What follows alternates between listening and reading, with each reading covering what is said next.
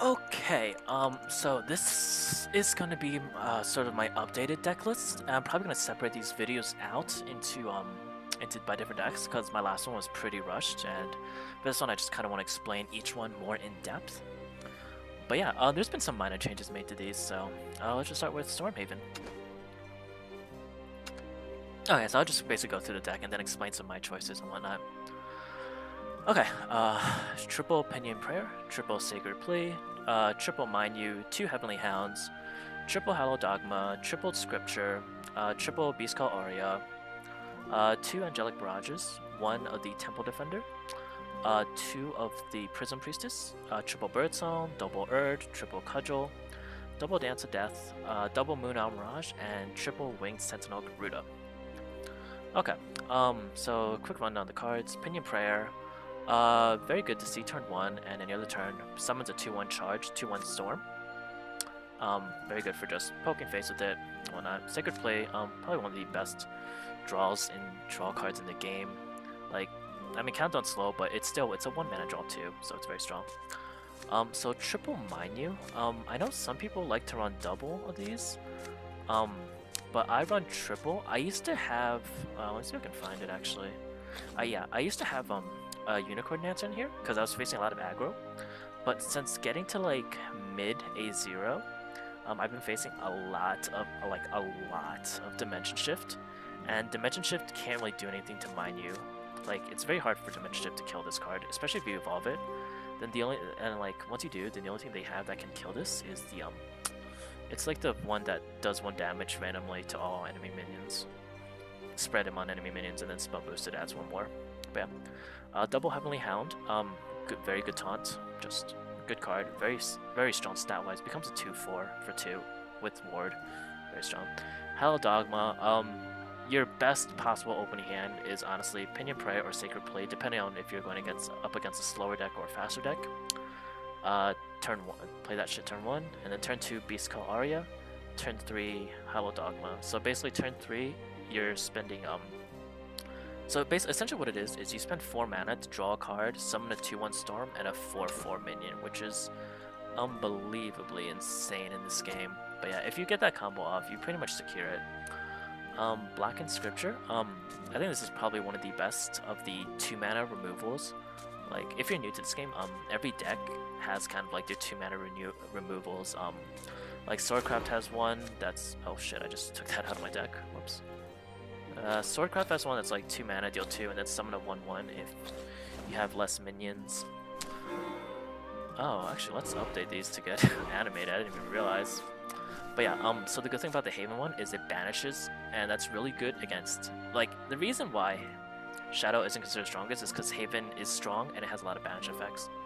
Like this, well, if you use this to like banish their Hell Unleasher or like whatever other minion with Death Rattles, it'll prevent it going off and just it sets them back really far.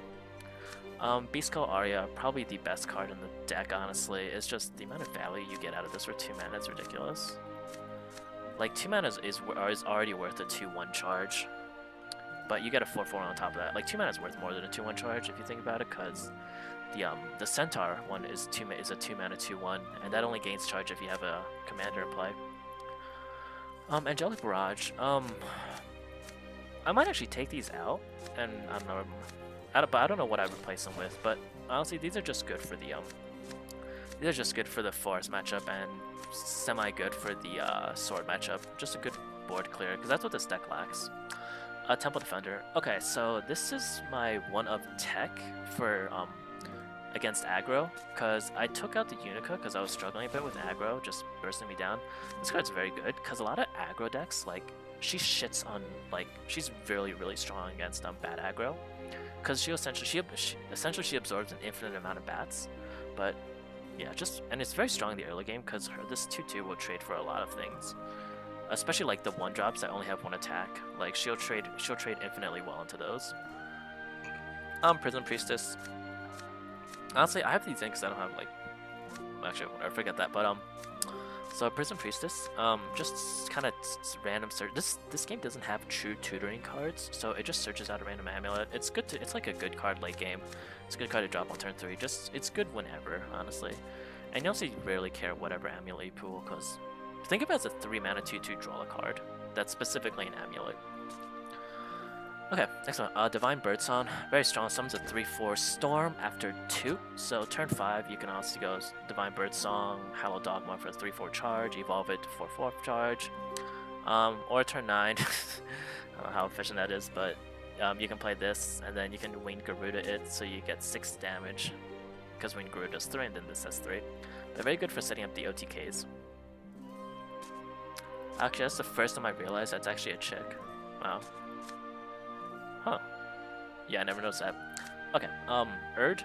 Urd, very good. Most people think she's only in for OTKs, but she's very strong for, like, as kind of like a pseudo-silence almost. And also, I mean, she has a lot of utility.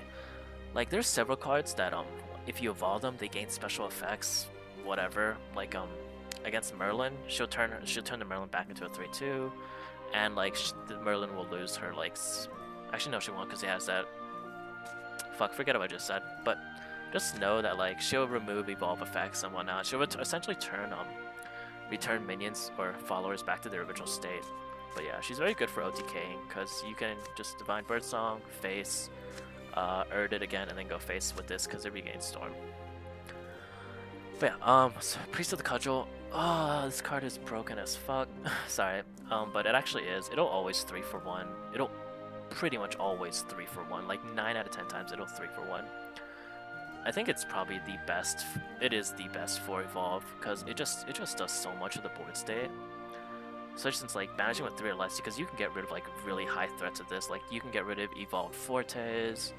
You can, and if your opponent has, like, a board of, like, kind of low stuff, you clear 2 of them immediately, and then you're still left with, like, a 4, I don't know, 4/2, 4/3 after clearing.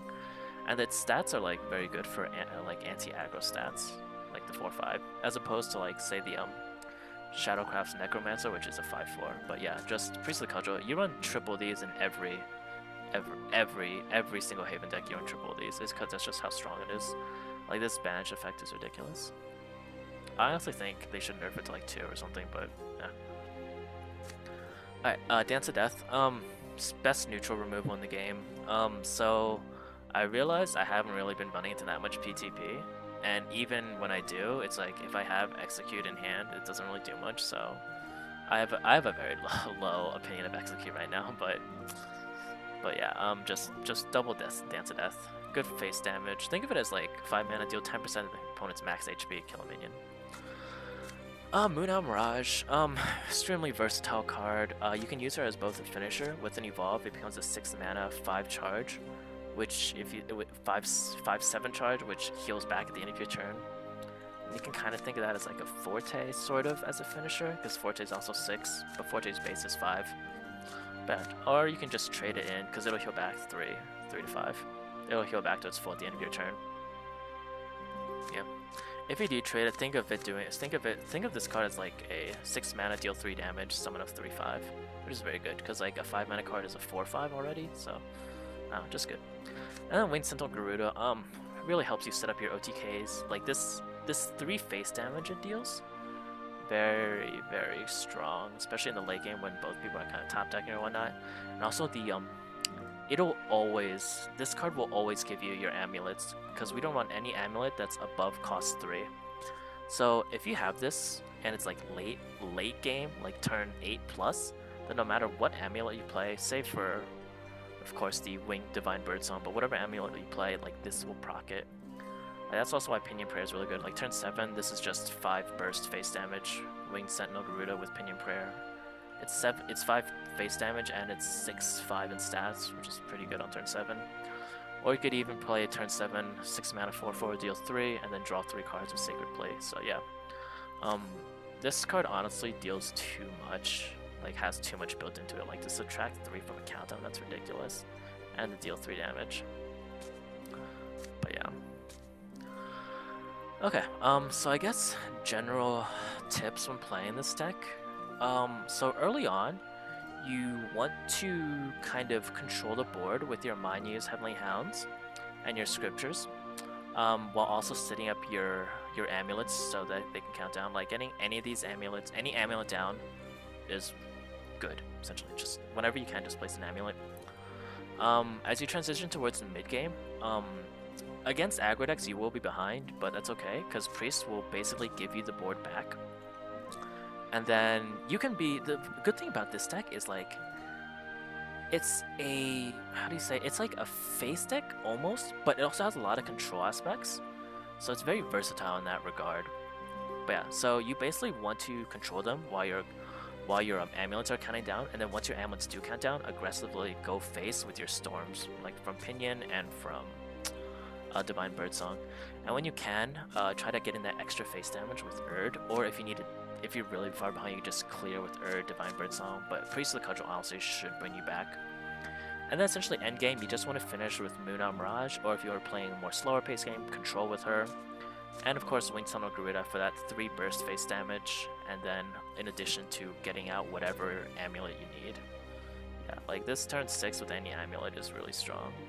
Even especially if you have like an amulet in play from turn 5. But yeah, so essentially, you want to control the board when you need to, but don't be afraid to aggressively go face and aggressively evolve.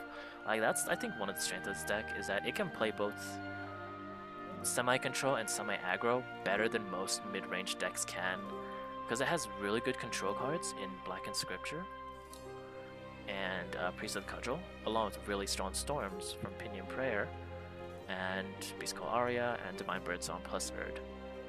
Bam. So that's Storm Haven in a quick nutshell, and I will put the next deck in the next video.